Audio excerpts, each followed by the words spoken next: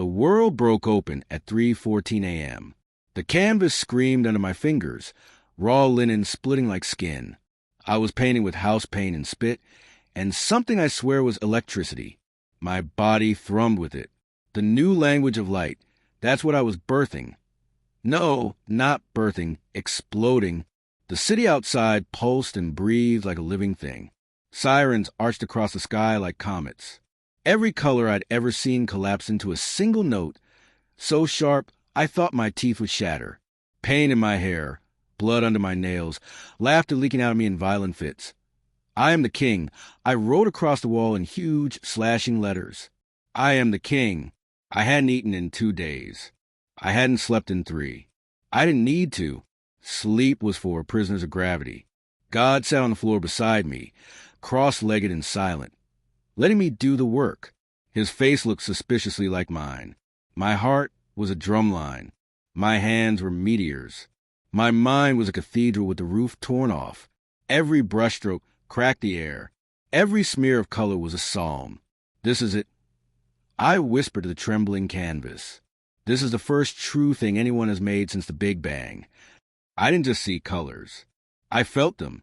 The reds tasted like iron in summer. The blues smelled like frozen glass. The yellows burned like magnesium under my tongue. Somewhere, a phone vibrated. Theo's maybe. I didn't care. Somewhere, someone was begging me to slow down. Lena's voice, maybe. I didn't care. Outside, dawn clawed at the windows. Inside, I finished the last line in a canvas taller than God and fell backward onto the paint-slick floor, gasping, laughing, sobbing. Somewhere, buried under layers of manic fire, was a diary, a spiral-bound notebook splattered with paint and blood. The last thing I remembered I wrote before I blacked out. I have seen the face of light, and it looks like me. Earlier in the morning, the city steamed in the early heat, wet and alive, like a newborn animal blinking at its first apocalypse.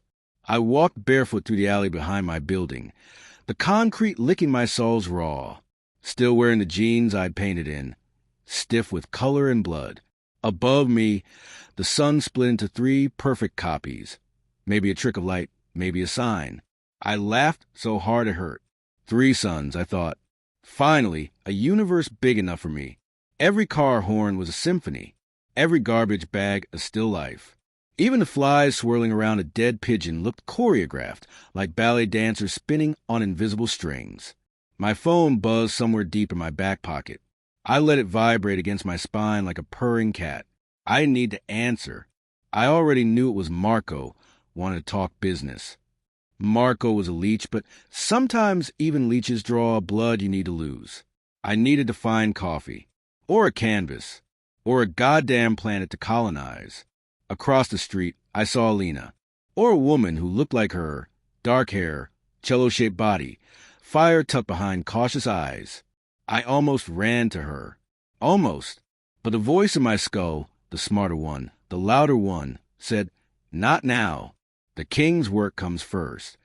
So I turned, sprinted down the street, laughing again, arms out like wings.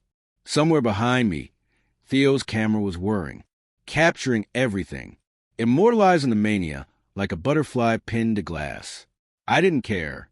I was on fire. I was alive. I was the king. And the kingdom was finally waking up. That same morning after the alley, the high didn't crash. It soared. Back at the studio, the canvases leaned against the walls like ancient prophets, smeared in reds and golds and colors I didn't even have names for. My skin crackled. Every surface shimmered like water in a heat wave. I picked up a brush, but my hands betrayed me. Too fast. Too much. I was vibrating out my own body. The door creaked. I didn't need to turn to know it was Theo. "Eli," he said, soft, scared. Always soft, always scared. He was holding the camera again.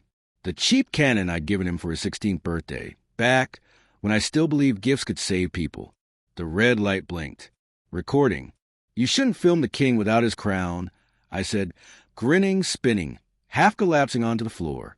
Paint streak holy. Theo didn't laugh. Theo just lifted the camera higher. Theo's camera. Subject, Elias Voss. Timestamp, days 0 to 6:27 a.m. A shirtless young man, thin as a blade, streaked in paint and something darker, smiling too wide, eyes too bright, a broken god. I said to the camera, "Listen, you sad little pilgrims. I'm inventing a new alphabet. No more dead words. Only color. Only noise. You can either evolve with me or be forgotten." He throws a fistful of blue paint at the lens. Static. Later that day, I told Theo I forgave him for filming without permission. Kings are magnanimous. He nodded, biting his lip, eyes glassy behind the camera. I didn't notice the way his hands shook until later. Much later, I gave him a job, official documentarian of the Kingdom of Light. He took it. Of course he took it. What else do exiles do but cling to the mad? We ordered pizza. We forgot to eat it. I painted another canvas until my hands cramped into claws, grabbed the notebook from the floor, flipping to a fresh page with shaking hands. The pen tore the paper as I scrawled. The king doesn't sleep. The king doesn't eat. The king only creates. Outside, the sun cracked open, bleeding gold into the gutter. Same day, 11:48 p.m., Marco showed up drunk and reeking of expensive cologne, knocking like the landlord come to collect souls. "Kid," he shouted through the door. "Kid, open up. You're sitting on a damn gold mine." I was barefoot, heart racing like a cheetah trapped in a snare. I opened the door anyway. Marco Santoro, shark smile, slick hair, $1,000 boots. Always sweating, even in winter.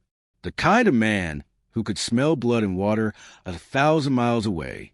He staggered in, arms wide, eyes devouring the studio. Canvases everywhere. Raw, wet, electric. Some still dripping. Some still bleeding. Marco whistled low. "Geez, kid, you've been busy." I said nothing. Just wiped a smear of paint across my mouth like war paint. He circled a massive canvas. 6 feet tall, an explosion of violet and gold. Ran his greedy fingers just inches from the surface, like a priest fondling forbidden relics. "Solo show," he breathed. 20 pieces. 1 month. I'll cover supplies. You get 70% cut after expenses, of course. I laughed, not because it was funny, because the word expenses sounded like a death sentence disguised as a gift. Still, the mania roared approval inside my ribs. Solo show. Kingdom revealed. Godhood imminent. Marco leaned close, his cologne gagging me. "Think about it," he said. "You're not just some kid in the studio anymore. You could be the next Basquiat. The next damn Van Gogh, without the ear shit. Hopefully." He slapped my back. It felt like being branded. I should have told him no. Should have thrown him out with the roaches. Instead, I grinned and said, "Long live the king." And Marco laughed, sharp and ugly, sealing the bargain neither of us would survive. Theo's camera. Subject, Marco Santoro, 50s. Elias Voss, 24. Timestamp, days 0 to 11:58 p.m. Marco clapping Elias's shoulder, smiling with too many teeth. Elias blinking too fast, pupils blown wide like bullet wounds. Marco, to the camera, joking, "Get this on tape, kid. You're filming the next Picasso. And me? I'm the damn midwife." Theo zooms in shakily on Elias's face, already cracking at the edges. 4 a.m., unable to sleep, scribbling in blood-stained notebook. The kingdom is coming. The subjects are gathering. The light will burn away the cowards. Or maybe just me. 5:17 a.m. after Marco's visit. The pain is breathing. The walls pulse with light. I can almost hear a thrumming, golden hum just below the threshold of human comprehension. Marco's voice still rattles in my skull. "You're a prophet, kid. You're the next revelation. The world's starving and you're the feast." I keep replaying it, over and over, until it becomes something larger. Sacred. Maybe I am. Maybe I've been chosen. The gods always pick the broken ones. After all, easy to hollow out, easy to fill with fire. 20 paintings. 1 month. No, 20 portals. 20 new suns. 20 revolutions. I said yes. Of course I said yes. How could the king refuse coronation? Theo's camera. Subject, Elias Voss 24, mission statement. Timestamp, day 1 to 5:23 a.m. Standing shirtless before a blank canvas, lightheaded, feverish, paint on his hands, in his hair. Speaking solemnly to the camera. Witness the birthing of a new world. Witness the death of sleep. Witness the flight of the crowned one. He smears a handprint onto the canvas. Blood on one finger. Cracked knuckles from punching the wall off-screen. Just after filming, Theo asked if I was sure. If maybe I needed to slow down. Slow down? Tell a forest fire to slow down. Tell a sun not to rise. He doesn't understand. He can't. He's still stuck in the old physics, the old gravity. But I'm flying now, and soon everyone will see it. Paint is not enough. I tried acrylics, oils, house paint, ink. They all felt dead. Thin. Wrong. Then I sliced my palm open on a jagged frame and watched the blood bead and fall, thick and dark and alive onto the canvas. The color was perfect. The texture like nothing else. Sacred. Immediate. A portal needs blood. A portal demands sacrifice. Process notes. Scribbled on notebook and canvas edges. Blood for truth. Ash for memory. Burn a pizza box for it. Gasoline for speed. Dripped it onto the corners. Set one painting briefly on fire. Just a kiss of flame. 6 a.m., same day. This isn't art. This is escape velocity. Every portal, a wound in the flesh of reality. Every brushstroke a spell. Every color a new law. I will not be forgotten. I will not be erased. I am Elias Voss, the first and last true king of light. Theo's camera. Subject, Elias Voss multi-day time-lapse. Timestamp, day 2 to 5. Elias laughing hysterically while finger painting with blood and gasoline. Elias weeping mid-stroke, smearing ash into a portrait that looks eerily like Lena. Elias passed out mid-canvas, twitching, paint crusting around his eyes. Theo's breathing is audible behind the lens. Fast, uneasy. Occasional whispered commentary from Theo. Day 3. He hasn't slept. Day 4. He stopped eating. Day 5. I think he thinks the paintings are talking to him.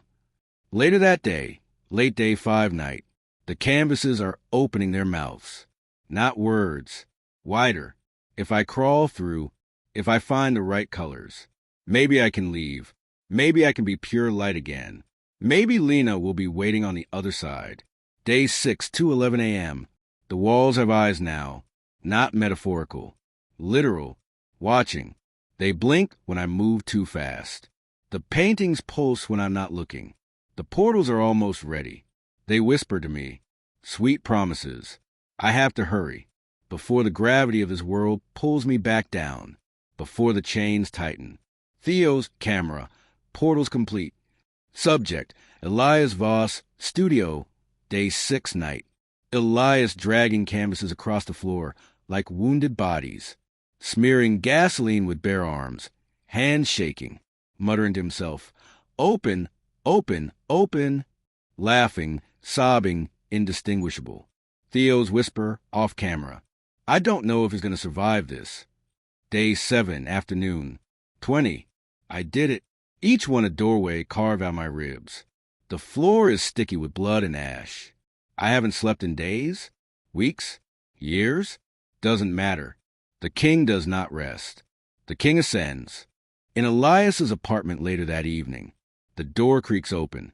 Lena's voice, soft but hesitant. Elias? Baby? Are you home? No answer.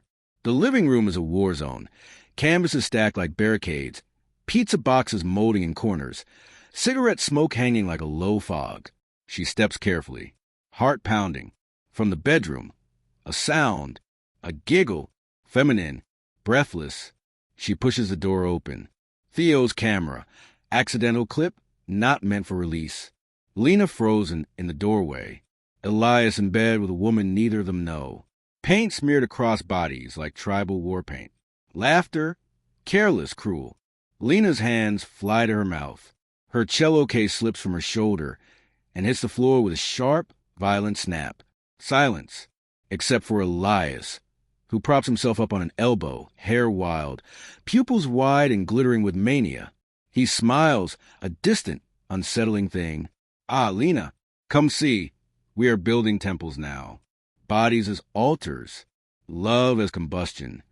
Lena's voice shakes. What the hell is this, Elias? What the hell is wrong with you? Elias shrugs, naked and utterly unbothered. Higher callings, he says dreamily. Mortal laws, chains, Lena. Chains. And I, he spreads his arms triumphant, am finally free. Tears stream down her face. She backs away, bumping into the doorframe. You're sick, she whispers. You're destroying yourself. Elias watches her go, blinking slowly, as if her leaving is just another cosmic inevitability.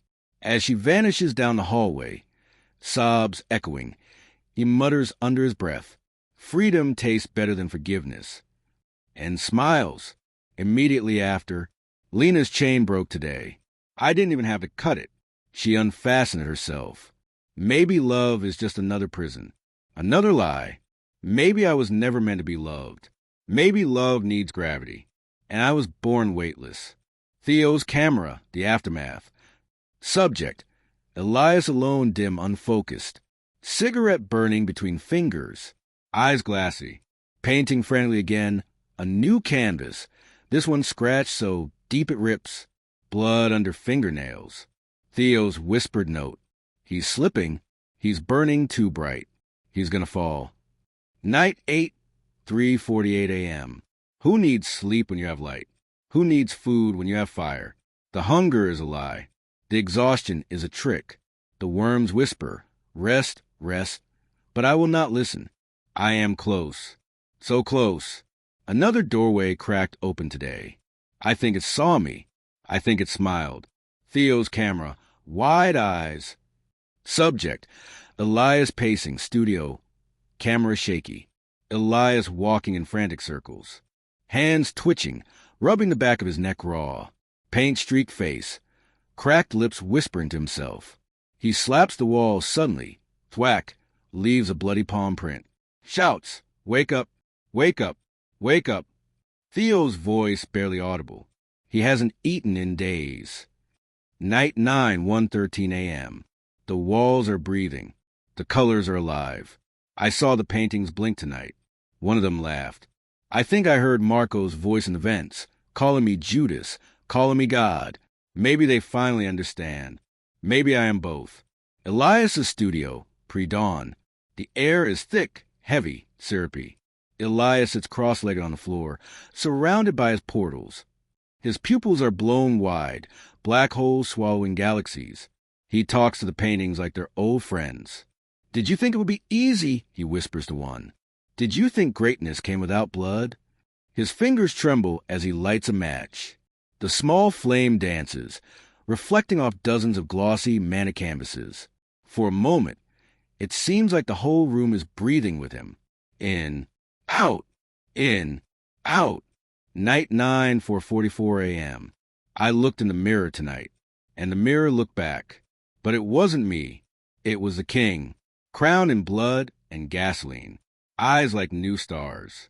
Mouth laughing, laughing, laughing. Gods don't sleep. Neither will I. Theo's footage, the laugh. Subject, Elias, bathroom mirror. Close up on Elias's face, illuminated only by a flickering bulb. He leans into the mirror, nose almost touching the glass. At first, dead silent. Then a laugh bubbles up. Starts small, grows, cracks, fractures, until it becomes a manic, horrifying howl. Theo's whisper off camera. He thinks he's immortal. Camera cuts out, static. It's showtime. The king rides tonight. The streets crackle under his boots. The sky folds itself open just to see him pass. The paintings are awake. They hum under my skin, blood-colored hymns, vibrating in my teeth. This is it, the moment the sleeping world kneels. I will teach them how to see. Elias's first solo exhibition, night of the gallery opening. The gallery is a cathedral. White walls, high ceilings. Every surface sterilized and humming under the buzz of fluorescent halos. 21 pieces. Each a riot of blood, ash, gasoline, an act of violence made beautiful. The crowd flows in, wealthy, brittle-looking people in black suits and silk dresses, their laughter like the clinking of ice cubes in empty glasses. Elias stands at the center, not among them, but above them. His eyes glitter too bright, too fast. A manic prophet in a tattered leather jacket. Marco, oozing charm, presses a glass of champagne into Elias's hand. "Smile, kid," he murmurs through gritted teeth. "You're a god tonight." The flashbulbs pop. The critics swarm. Words. Visionary. Genius. Once in a generation. Pour over him like molten gold. Elias hears them all and none of them. In his mind, the walls start to ripple again. The paintings lean closer, whispering, "They're here to steal your fire. They'll eat your light. Kill them first." Elias laughs, soft, trembling, and drains the champagne in one gulp. The taste is sour metal. He wipes his mouth with the back of his hand and stares at the crowd like a soldier surveying enemy lines. Somewhere across the room, he sees Lena. For a second, just a second, her eyes meet his, and the world tilts. She looks tired. She looks afraid. She looks like she already knows how this will end. Theo's footage, the devouring. Subject, gallery opening, hidden cam, crowded room. Slow pan across the gleaming gallery space. Elias standing too still in the middle, a black hole in a room full of satellites. His fingers twitch at his sides, mouth moving without sound, like he's reciting a prayer. Zoom in, beads of sweat on his forehead despite the air-conditioned chill. Theo's whisper off camera. He looks like he's about to combust. After the opening, they bought it. They bought me, like a golden calf, like a whore with a paintbrush. But I'm still the king. I'm still the fire. Aren't I? Aren't I? At the after-party, in a rooftop bar at midnight. The night smells like gasoline and champagne. The city churns below, 1,000 neon veins throbbing in the dark. Marco holds court at the center table, laughing too loud, slapping backs, waving around a cigar like a conductor's baton. The gallery show was a triumph. Every piece sold. Critics already whispering about museums, about New York, about London. But Elias hears something else. Under the laughter, under the music, the gnawing, the devouring. He watches Marco slap down contracts, slide checks across polished glass tables. He watches Marco kiss the rings of moneyed men in dark suits. He watches Marco sell him, sell his blood, his mind, his soul, without even blinking. "You're just another commodity," the paintings whisper. "Meat for their gods. They're eating you alive." Something inside Elias snaps, silent, invisible, irreversible. Theo's footage, the Judas among us. Subject, rooftop bar, cell phone cam, 1:17 a.m. Elias standing over Marco, trembling with rage. Marco laughing nervously, trying to clap him on the shoulder. Elias knocks Marco's hand away. Hard. Shouting begins, too fast to catch all the words. "You lied to me. You fed me to them. You sold my damn soul." Elias grabs a nearby painting off the wall, a jagged ash-textured portal, and smashes across the bar. Gasps, shouting. Before anyone can stop him, he smashes a second painting, shards of canvas and broken frame raining down. He looks around at the stunned, glittering crowd and laughs, a sound like a gunshot in a church. Theo's whisper off camera. "We need to get him out of here." After the explosion, I saw it, the rot, the sickness, the worms in their eyes, the dollar signs stitched into their smiles. Marco is Judas. Marco is every god that ever crucified a man for singing too loud. I won't be your sacrifice. I won't be your god. I won't be your ghost. Not yet. Elias stumbling into the night, alone. The city is a smear of light and noise. The sky too close. The ground too far. Elias staggers into the dark, laughing, weeping, raging. The king has fallen. The ghost is rising. In Elias's apartment, late night. The lock is broken. The door swings open on a breath of rotting air. Lena steps inside, clutching the hem of her coat with white knuckles. The place is a ruin. Trash in corners. Unwashed canvases stacked like gravestones. A mold-bloom spiderwebbing across the kitchen tiles. And in the center of the living room, under a dying bulb that buzzes like a trapped insect, sits Elias, half-naked, skin smeared with dried paint and ash, muttering to himself in circles. The walls are too loud. The paintings are bleeding. The clocks are lying. Lena presses a hand to her stomach, to the small, unseen life forming there, and steels herself.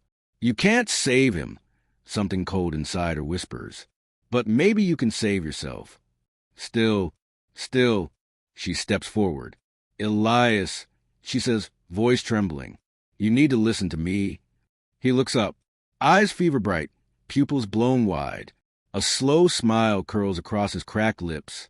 The kind of smile you might give a ghost who forgot it was dead. Did you see? He whispers. I open the door. I show them the light. Elias, please. She chokes on the words. I'm pregnant. The room tilts. Or maybe it's just him, swaying like a marionette with half its strings cut. For a moment, just a moment, some flicker of the real Elias glimmers in his eyes. A crack in the madness. A glimpse of the boy she loved. And then, gone, swallowed, replaced by a man scribbling furiously on a crumpled piece of notebook paper, words flowing out of him like blood from a wound. You don't have to say it, he mumbles. I'll do it for you. She watches, horrified, paralyzed, as he writes a breakup letter in her voice. The letter, fragmented, frenzied. Dear Elias, I can't watch you kill yourself anymore. I need to protect the baby. You're not the man I loved. You're not anyone anymore. Goodbye. He thrusts the paper at her, triumphant, like a knight presenting a vanquished dragon. Lena backs away, tears streaking down her face. She realizes he's already let go. Long before the night, long before the pregnancy. He is somewhere she cannot follow. Somewhere cold and deep and lightless. She flees, sobbing. Elias watches the door close behind her, smiles faintly, whispers to the empty room. Freedom tastes better than forgiveness. After Lena leaves, the king is dead. Long live the ghost. In Elias's studio, days blur into weeks. The windows are sealed with duct tape. The clocks are smashed. The mirrors are turned to face the walls. Inside this tomb of peeling paint and stale air, Elias exists, but barely. He does not sleep. He does not eat. He paints, sometimes, but mostly he sits, listening to the flies buzzing over the rotting food, watching the skin peel from his fingertips like old wallpaper, counting the cracks in the ceiling until they move like rivers. The days devour themselves. Time becomes a maggot, chewing through memory. The world beyond the studio is forgotten. Only rot remains. Only silence. Only the sound of a man being hollowed out from the inside. Fragmented. Disintegrating. Day 1. Still here. Still burning. Day 4. No air. No voice. Just colors leaking out of my bones. Day 7. Flies. Flies in the mouth. In the brain. Day 10. Why? Day 12. Silence. Day 14. Rot. Theo's footage. The hollow studio hidden cam. Subject. Elias. Studio interior 2 weeks post-opening. Static shots. Elias sitting motionless on the floor, head bowed. Paintings unfinished, slashed with black streaks. Food left to decay on easels. A dead bird against the taped window. Theo's whisper off camera. Broken. I don't know how to help him anymore. Elias lies on the studio floor, staring at the ceiling, hands limp at his sides. The king is gone. The ghost is hungry. The room breathes around him. A slow, foul exhalation. The world, the fire, the art, everything he was, is rotting. The walls bled mold. The canvases wept dust. Elias had not spoken aloud in 5 days. The air inside the studio had grown viscous, swampy, suffocating. Dead flies floated in the half-drunk coffee mugs scattered across the floor. In the corner, A pile of sketchbooks festered, each cover warped by spilled turpentine. Somewhere in the filth, his phone buzzed, a tiny whimper of a world he no longer inhabited. He stared at it blankly, then turned his gaze back to the cracked ceiling. The cracked ceiling stared back. When sleep came, it was in broken flashes. Lena, drenched in black water. Theo, eyes hollow, holding a dying star. Marco, mouthless, offering a bloodied canvas. And always the sound of his heartbeat slowing until silence swallowed it whole. At least, that's how it looked to Elias as he stumbled barefoot down Market Street, his clothes in tatters, his body slick with sweat and city grime. The night was a kaleidoscope, sharp neon bleeding into black.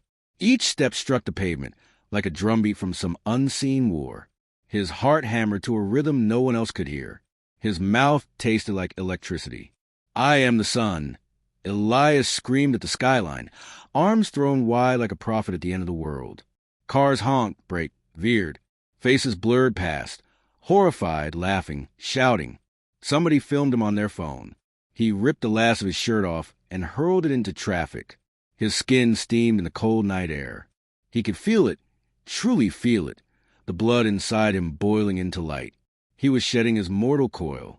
He was transcending. I am the sun, he howled again, voice cracking like a broken bell. Somewhere, a siren screamed back at him. He welcomed it. He was invincible. He was immortal. When the police tackled him to the ground, it took four of them to hold him down. He fought like a dying star. His laughter was hysterical, guttural, full of something ancient and inhuman. When they jabbed the sedative into his thigh, he laughed even harder until the world tilted sideways and slipped away. He woke in a place without color. The hospital room was an industrial gray. Gray walls, gray floor, gray light dripping through a wire mesh window. He was strapped down, thick cuffs biting into his wrists and ankles. His tongue was dry and swollen. His head throbbed with a savage, buzzing ache. Someone was talking to him. He turned his head and saw a woman in a lab coat. Her mouth moved, but he heard only static. Elias smiled, slow and woozy. I'm the sun, he whispered to no one. You can't put out the sun. The woman said something into a clipboard and left. The door clicked shut behind her with the finality of a coffin lid. The next 3 days blurred into a single endless moment stitched together by injections, restraints, and a chemical whiteout of heavy sedation. Sometimes he dreamed he was back in the studio, painting on walls that breathed and whispered. Other times he dreamed of Lena, her cello weeping into the night like a wounded animal. Mostly, he dreamed of nothing, a numb, floating nothing. The king had fallen. The ghost had risen. And somewhere deep inside the ruins of himself, Elias Voss realized he wasn't coming back the same. The first thing Elias noticed after the sedation began to thin was the smell. Not bleach, not chemicals. It was the smell of stillness, a stale, padded quiet that clung to the walls like mildew. His mind was a wrecked cathedral. Arches broken, paintings burned, the altar smashed and rotting. He floated to the first days after break, like a ghost wearing his own skin. The world muffled and slow, voices bleeding together in a low, mechanical hum. It was during this strange half-life that he met Dr. Naomi Rafik. She did not knock when she entered. She simply stood at the door, clipboard tucked under one arm, black boots squeaking faintly against the cracked linoleum. Elias lifted his head sluggishly from where he sat slumped against the wall. His hospital scrubs hung off his frame like a scarecrow's clothes. She watched him for a long moment, not with pity, not with disgust, with an old, exhausted kind of understanding. Finally, she spoke. "Good morning, Mr. Voss," she said, voice low, sanded smooth with experience. "I'm Dr. Naomi Rafik. I'm your attending psychiatrist." Her words dropped into the room like stones into a still pond. "You've been here for 7 days." Elias blinked. He had no memory of time passing. He might have been born here, in this nameless, humming place. He tasted blood in the corner of his mouth, bit down hard on the feeling. Dr. Rafik set down the clipboard without looking at it. "You had a psychotic episode," she continued, crossing her arms loosely. You were found running naked through Market Street traffic at 2:12 a.m., screaming that you were the sun incarnate. Do you remember that? A sliver of the memory pierced the fog. The heat, the light, the pavement hammering under his feet, the wild, terrible rightness of it all. Elias smiled faintly. I was, he murmured. The sun. Dr. Rafik's mouth curved into something between a smirk and a grimace. You were extremely ill, she corrected softly. And you still are. She pulled a chair from the corner and sat across from him, legs crossed neatly. I am here to help you rebuild. If you want that. Elias stared at her. He felt the yawning emptiness inside himself, an abyss where once there had been fire. He was nothing now. No king. No ghost. Just ash. Why? He rasped, voice cracking from disuse. Why bother? Dr. Rafik leaned in slightly. Because you're still alive, she said, and because surviving is the first act of art. The rules of the kingdom. The first thing they did was give him a sketchbook. It was heavy, bound in rough canvas. No hard spines. No metal rings. Nothing that could be sharpened or broken into a weapon. The pencils were soft, charcoal sticks barely thicker than matchsticks. They smudged easily. The nurses watched him through the reinforced glass window. Elias turned the book over in his hands like a relic dug from the ruins. He stared at the first blank page for hours.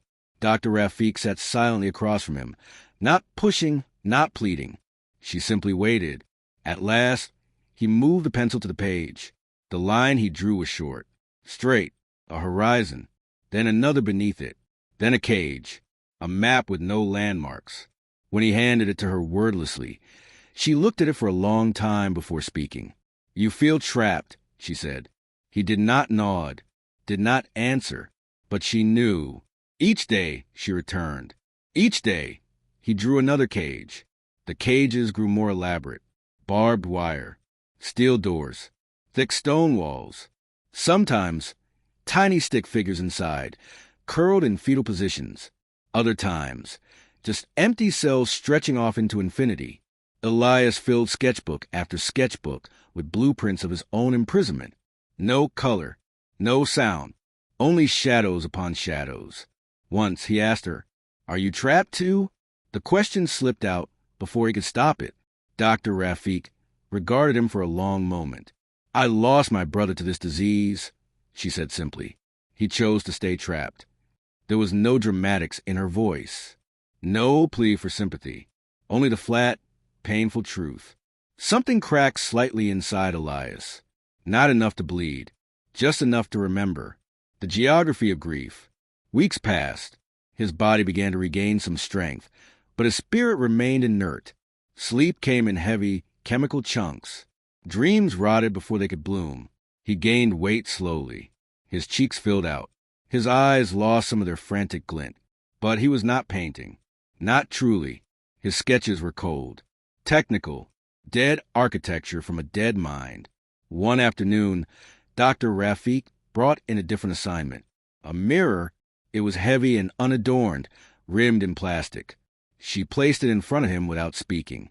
Elias stared at himself for a long time. His reflection was a stranger. Hollow cheeks, sunken eyes, ragged hair falling into his face. Draw what you see, she said simply. Elias picked up the charcoal. The portrait he drew was meticulous. Every shadow, every crease, every flaw. It was perfect. It was soulless. When he finished, he pushed the sketchbook away with a trembling hand. He could not look at himself any longer. Good, said Dr. Rafik. Not because it's beautiful, but because it's honest. He hated her for a moment then. Hated her brutal mercy. Hated the way she refused to let him drown quietly. But some part of him, the part not yet rotted through, clung to her words like a life raft. Honesty, even when it tasted like ash. The language of the unspoken. Progress was measured in inches, not miles. Some days, Elias barely managed to lift the pencil. Other days, he filled 3 pages with mechanical diagrams of impossible machines. Gears without engines, wings without bodies.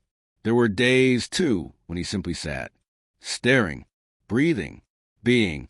Dr. Rafik said those days mattered just as much. "You don't unmake a hurricane by force," she said one afternoon, sliding him a fresh sketchbook. "You let it pass. You rebuild afterward." Elias did not believe in rebuilding. Not yet. But the part of him that once believed he was a god, the manic king, crowned in fire, that part was dead now. Maybe ashes could be useful. Maybe ashes could grow something if he waited long enough.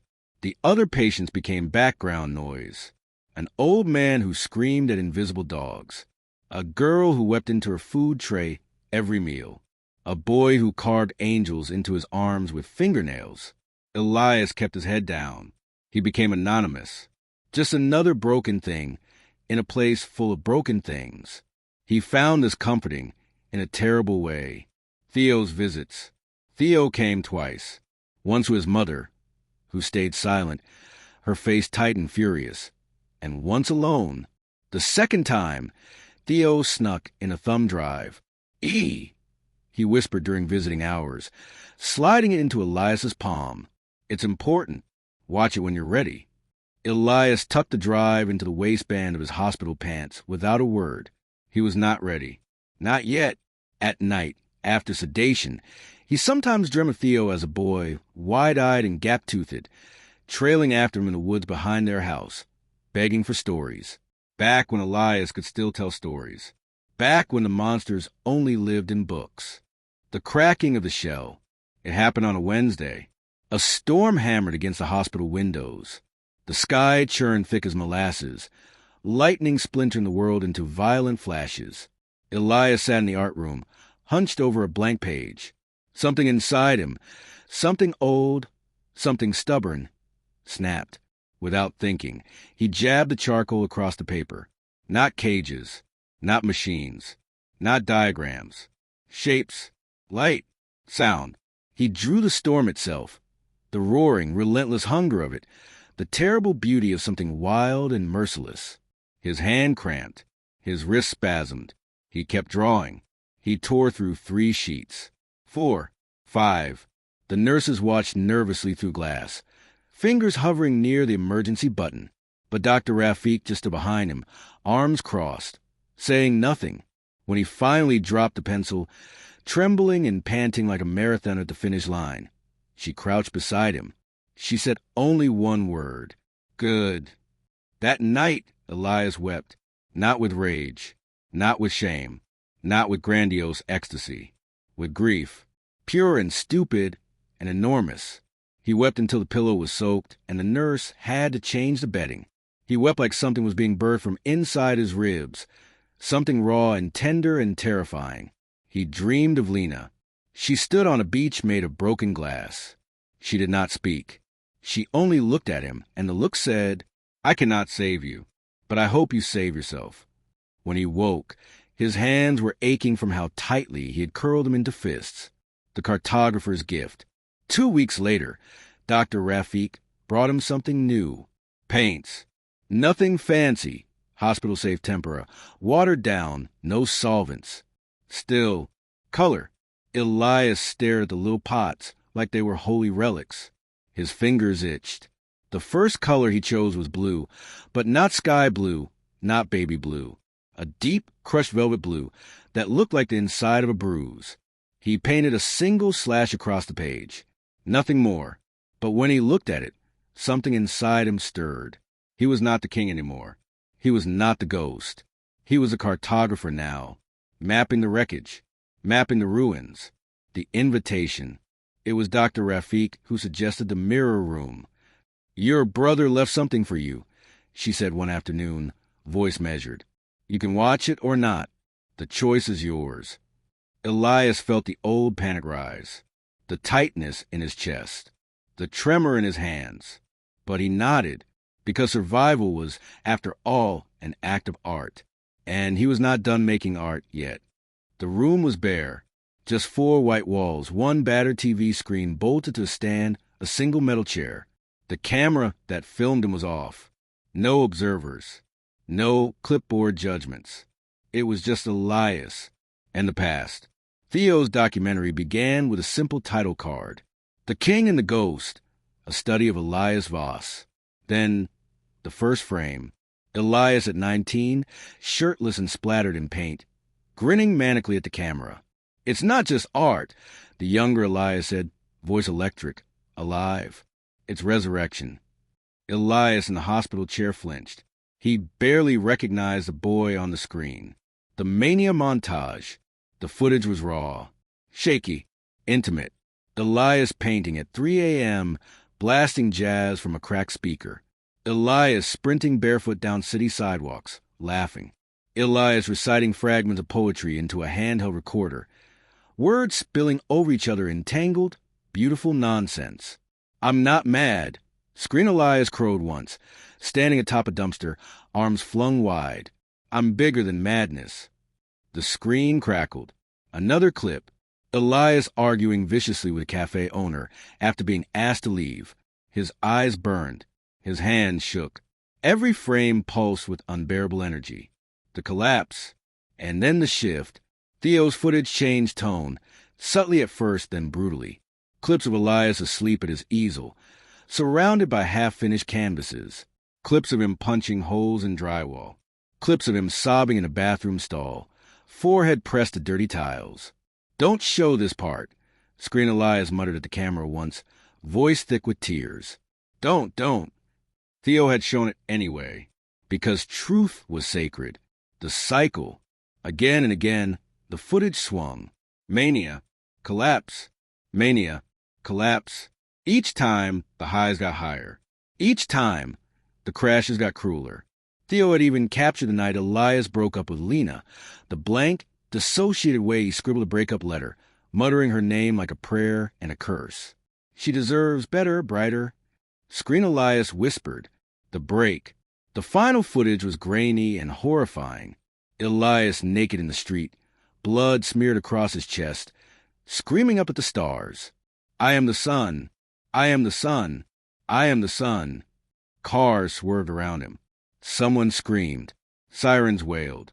The screen froze on Elias's face, twisted in a rictus of ecstasy and agony, and then faded to black. Silence. The room was so quiet Elias could hear his own breathing. Shallow. Broken. He did not move. He did not speak. He simply sat there, shaking, and then the tears came. It was not cinematic. It was ugly, racking, heaving sobs that tore out him like organs. He cried until snot ran down his face, until his ribs ached, until he felt like he might vomit. And still he cried. Because for the first time, maybe the first time ever, he saw the full shape of the monster he carried inside. Not a dragon to be slain. Not a demon to be exorcised. A sickness. A wound. A brokenness that was part of him. The door opened quietly. Dr. Rafik stepped inside. She did not speak. She simply placed a box of tissues on the floor near him and left. She knew there were no words needed. This was a funeral, and Elias had to bury his own ghost. Hours later, when he finally staggered out of the mirror room, the sky outside was beginning to burn pale with dawn. He felt empty. He felt shattered. He felt, for the first time in months, real, a different kind of mourning. The hospital smelled like bleach and burnt toast. Elias shuffled down the sterile hallways, trailing one sock, the other foot bare. Nobody stopped him. Nurses glanced up from their charts, but looked away quickly. They knew grief when they saw it. They knew when a man was carrying a weight that couldn't be confiscated or sedated away. Elias ended up back in the common room. It was empty except for an ancient coffee machine sputtering brown water into a chipped pot. He sat on the couch, staring at nothing. For the first time in months, the silence inside his mind was not a punishment. It was a clearing, ashes after the fire. And for the first time, he realized he was still alive. I could make something from this, he thought, dimly. Not something manic, not something holy, just something. It was enough. The new assignment. 3 days later, Dr. Rafik assigned him a project. Paint someone you love, she said, sliding a canvas across the scarred art table. Elias stared at the white expanse like it was a bomb ticking down. Someone you love. Someone. The only face that came to him, clear and sharp, was Lena's, her freckled cheeks. the stubborn little wrinkle between her eyebrows when she was annoyed, the way her eyes crinkled first when she laughed, long before her mouth joined in. Lena, who had found him drowning and thrown him a rope. Lena, who had found him cheating and still tried, somehow, to believe there was a way back. Lena, who was probably cradling their child somewhere. A child Elias would never know. He took the brush in his hand. It felt alien, like picking up a relic from another life. He loaded it with pale ochre, the color of sunlight filtered through dust, and made the first stroke. His hand trembled. He breathed. He kept going. The act of reproduction. The painting did not flow the way it used to. It was not a frenzied birth. It was laborious, mechanical. He worked in small patches, a cheekbone here, a fragment of an eyebrow there, the corner of her mouth. When he messed up, he scraped it back to white and tried again. There was no fire guiding him, no ecstasy, only precision, only patience. It was not inspiration. It was imitation. When the painting was finished, a week later, he sat back and studied it. It was perfect. Every line, every plane of her face, every molecule of light. Perfect. And yet, when he looked into the eyes he had painted, he felt nothing.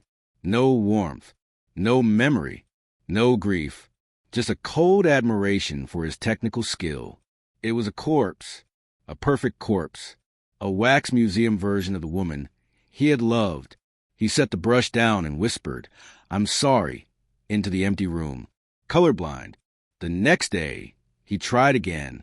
He painted Lena laughing, remembering the way she used to tilt her head back, eyes squeezed shut, shoulders shaking. The brush moved with a little more life this time. Still, when he was done, he felt hollow. It was like painting the memory of a sunset when you could no longer see color. The warmth was gone. The light was gone. Only the shapes remained. He kept trying. A painting of the woods behind their old house. A painting of Theo and him, mud-streaked and shouting, "Sticks for swords." A painting of their cat, Miso, curled in a beam of golden afternoon light. Each painting was better than the last, technically, but each was empty, beautiful, hollow husks, conversations with ghosts. At night, he whispered to Lena's painted face. "I miss you," he said. "Not just you. The way you made the world feel less sharp, less lethal. I think I was always in drown," he said once, forehead pressed against the cool canvas. "You just delayed it a little." Sometimes, he swore the painting listened. Other times, he wanted to tear it apart with his bare hands. He didn't, because anger was a luxury. He couldn't afford luxuries anymore. Theo's letter. One afternoon, the nurses delivered a thin, battered envelope. Inside, a letter from Theo. "E, you probably hate me right now. I understand. I filmed you at your worst. I didn't protect you. I didn't hide it. But I did it because I love you. Because maybe, someday, you'll want to remember how bad it got, so you'll know you survived it. You're not your mania. You're not your depression. You're not your diagnosis. You're the guy who told me stories when I was afraid of the dark. You're the guy who taught me to climb trees. You're the guy who, even at your worst, still had something beautiful in you. Find it again, even if it takes the rest of your life. Find it. T." Elias folded the letter and placed it in the breast pocket of his hospital pajamas. It stayed there for weeks. Sometimes he touched it without thinking, as if it were a talisman, a reminder that once there had been light, and maybe there could be again a new beginning. Dr. Rafik asked him one day if he wanted to try sculpting. "Sometimes the body understands before the mind catches up," she said. "You might find something you can't with a brush." Elias hesitated, then shrugged. What did he have to lose? The clay was heavy. Cool. Resistance. Where pain had been surrender. He dug his hands into it, pressed, twisted, punched. He didn't try to make it beautiful. He just tried to make it true. When he stepped back hours later, sweating and filthy, he found he had shaped something raw, a twisted, half-formed figure. No eyes, no mouth, arms reaching upward, reaching, always reaching. He stared at it for a long time, and for the first time since the mirror room, he felt something stir deep inside his ribs. Not joy, not pride, but honesty, and maybe that was enough.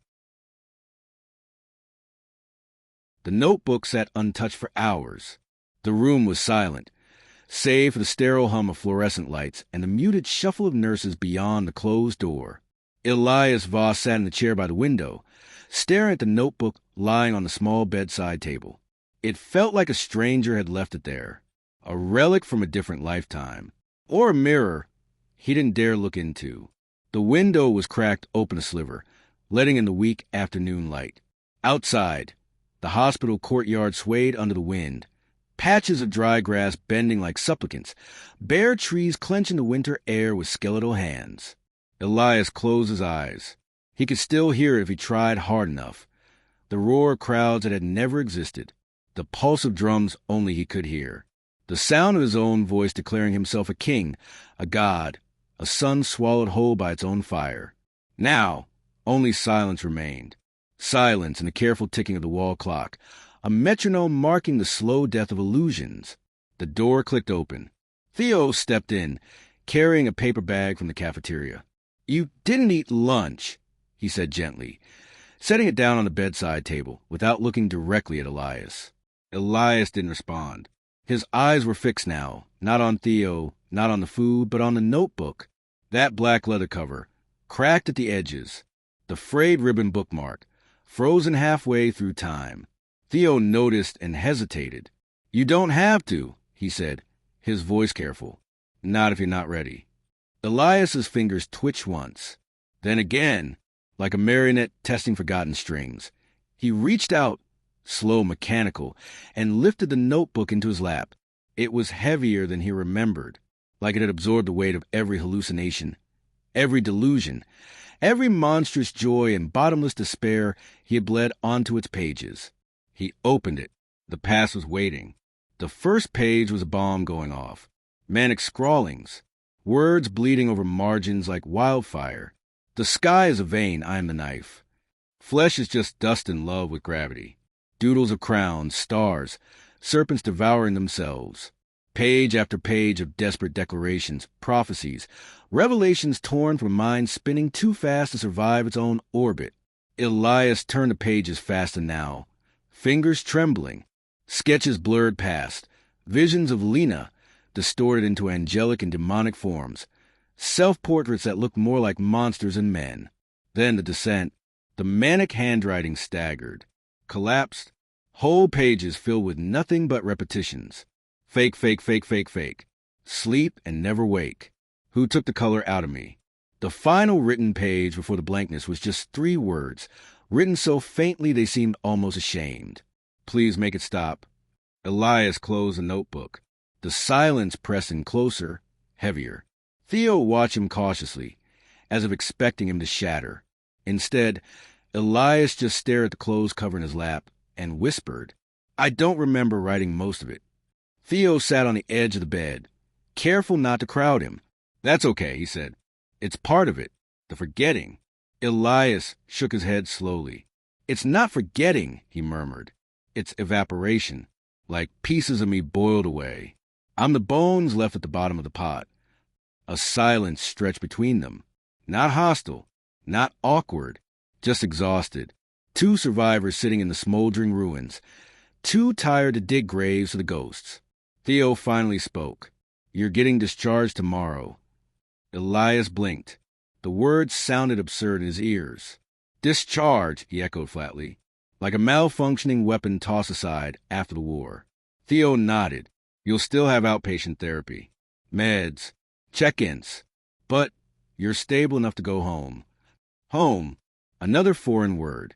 Home had once been Lena's laugh in the kitchen, the smell of turpentine and ash in the studio, the frantic pulse of creation at 3 a.m., paint splattered across his skin like battle scars. Now, home was a place where the mirrors were turned to the walls, where canvases stared back blankly, waiting for a hand that no longer knew how to dance. "What am I supposed to do?" Elias asked quietly. Theo's throat bobbed as he swallowed. "Whatever comes next," he said. "You don't have to know. You just have to keep breathing." Elias laughed, A dry, broken thing. Breathing's easy, he said. Living's a trick. Theo didn't argue. He just sat there, present solid, anchoring. For once, Elias didn't flinch away from it. He let himself lean into the weight of someone else's hope, even if only for a few seconds. Later, after Theo left, Elias opened the notebook again, turned to a fresh page. The pen hovered over blankness. He hesitated, because he knew whatever he wrote now would be different. Not the wild declarations of a manic king, not the empty echoes of a hollowed-out ghost. Something else, something stripped bare. He began to write. The pills make the monsters quiet, but they took the angels too. The words came slow, deliberate. No fever, no frenzy, just the heavy truth bleeding out one careful drop at a time. I painted Lena today. It's perfect. It's dead. E. He sat back, staring at the final lines. They didn't feel triumphant. They didn't feel tragic. They just were. Existence, pared down to its barest form. A breath, a pulse, a flicker of color in a world drained of absolutes. Outside the window, night fell quietly. The hospital courtyard disappeared into a blur of shadows. Elias closed the notebook, setting it gently on the bedside table. He lay back against the pillows, staring up at the ceiling, feeling the weight of his own heart ticking inside his chest like a slow, stubborn metronome. Tomorrow, he would walk out of this place. Tomorrow, he would step into a world that no longer bent to his delusions, a world he would have to learn to survive without crowns, without angels, without the fire that had once devoured and defined him. He didn't know if he could do it. He didn't know if he wanted to, but he would try, because breathing was easy, and maybe, just maybe, living could be relearned. The gallery was already packed by the time Theo arrived. Under the vaulted ceilings, the chatter of voices swirled, low, uncertain, electric. No music played, only the hum of projectors and the shuffle of feet against polished concrete. Along the whitewashed walls, massive screens flickered, showing a patchwork of footage. Elias at his most raw, Elias at his most radiant, Elias at his most ruined. Theo moved through the crowd slowly, the weight of his decision pressing against every step. He had edited the documentary himself. Every frame chosen, every wound exposed, not for cruelty, not for pity, for truth, for the ghost of the man who had once believed he could outrun the sun. The first sequence played. Elias in the studio, shirtless and wild-eyed, smearing blood and ash across a canvas the size of a wall. His body moved with an animalistic grace, muscles taut, veins standing out like rivers beneath skin. The audience gasped. Some recoiled. Others leaned in closer. The footage cut to one of the gallery openings. Elias in a tailored black suit, eyes fever-bright, laughing too loudly, grabbing strangers by the shoulders, declaring them prophets and gods. He was magnetic, terrifying, alive. And then the collapse. Elias on the bathroom floor, curled into himself, whispering broken apologies to nobody. The contrast was savage, unforgiving, real. Theo kept moving, weaving through the murmuring gallery goers. He caught fragments of conversation. Genius, definitely, but God, the pain. Should we even be watching this? It's like staring straight into someone's nightmares. He looks possessed. He looks like he was trying to burn out. Some watched with tears shining in their eyes, some with thinly veiled disgust, others with that helpless kind of awe reserved for natural disasters and crumbling cathedrals. It didn't matter. They were seeing him, really seeing him, maybe for the first time. Near the back of the gallery, almost hidden in the shadows, Lena stood. Her hands cradled her pregnant belly, her knuckles pale from the pressure of her grip. She wore a simple black coat, her hair loose around her shoulders. She looked smaller somehow, as if carrying both her own body and someone else's fragile future made her wary of the space she occupied. Her gaze stayed pinned to the screens, unflinching. She watched Elias climb, burn, fall, rise, burn again. Watched the boy she had loved become a myth and a cautionary tale, a saint and a madman, all at once. When the footage shifted to the final sequences, Elias in the hospital, hollow-eyed, hands trembling as he sketched mechanical, soulless portraits. Lena pressed a hand to her mouth, just once. Not crying, just breathing through it, surviving it. The last clip played. Elias sitting on a hospital bed, notebook in his lap, staring out the window as snow began to fall. No words, no performance, just a man, tired, haunted, still alive. The screen faded to black. The room held its breath. Theo watched as Lena turned quietly away, slipping through the crowd without a sound. No one noticed her leave. No one stopped her. She moved like a ghost, present but untouchable. At the door, she paused for just a moment, her silhouette framed by the harsh winter night beyond. One hand pressed protectively against her belly. She didn't look back. She didn't need to. She carried forward what mattered. And behind her, in the darkened gallery, the last remnants of Elias Voss flickered and danced across the white walls. A king crowned in ash, a ghost howling through color, a man who had burned brighter and sadder than most dared to dream. Outside, snow fell, silent, relentless, and pure. Thank you for watching. Subscribe for more content on mental health.